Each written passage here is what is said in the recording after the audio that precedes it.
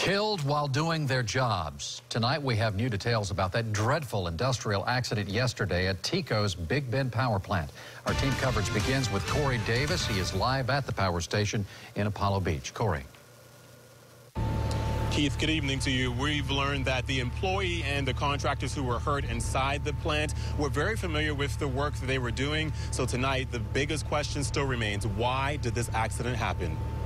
Every close call is analyzed to see what we can learn from those close calls to be safer.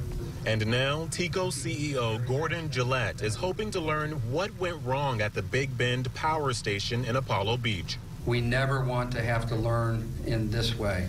With 2 workers dead and 4 severely burned from that industrial accident, investigators are now trying to learn why it happened. Safety is our #1 priority.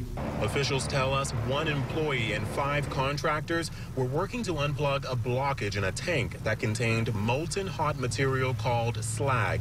Somehow, a large amount of that slag spilled out onto the workers.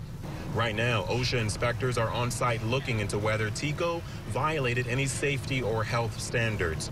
The OSHA spokesperson saying, quote, "It's the employer's responsibility to provide a safe and healthful workplace." The quest for answers now crucial to saving lives in the future. TECO CEO is telling us that this investigation could take weeks or even longer. In the meantime, OSHA will not be releasing any findings until the investigation is complete. Corey Davis live for us tonight. Thank you.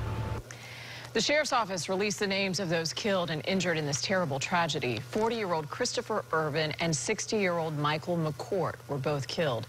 Gary Marine Jr., Antonio Navarrete, Frank Lee Jones, and Armando Perez all have life-threatening injuries.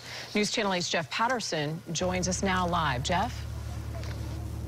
Yeah, good evening, Jen. I went to the home of several families of the victims involved in this tragic accident here at the Big Bend TECO plant.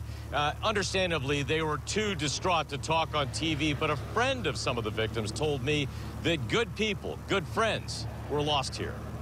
The victims are described as hardworking men who knew their jobs. Today, in addition to working with OSHA, our focus is on our team members and their families. One TECO employee lost his life along with the contractor. Several other contract employees were severely injured. The team member who died yesterday had been a key team member for many years at TECO. The victims ranged in age from 21 to 60, with Michael McCourt being the most experienced. But I can tell you that he worked at TECO for decades.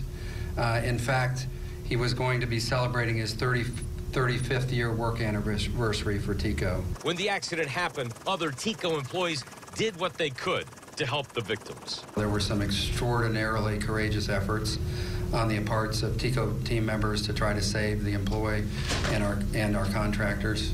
TECO's CEO told us today they are doing what they can to help the families affected by the accident. We're doing everything we can to help them. Every team member at TECO is feeling a loss today, especially our team members at the Big Bend power station. Yeah, the contractors who are involved in this incident work for a small company. Some of them have known each other for years, and obviously tonight that company is feeling a huge impact, Jen. You spend all that time with people, they start to feel like family. Jeff Patterson reporting live for us tonight. Thank you, Jeff.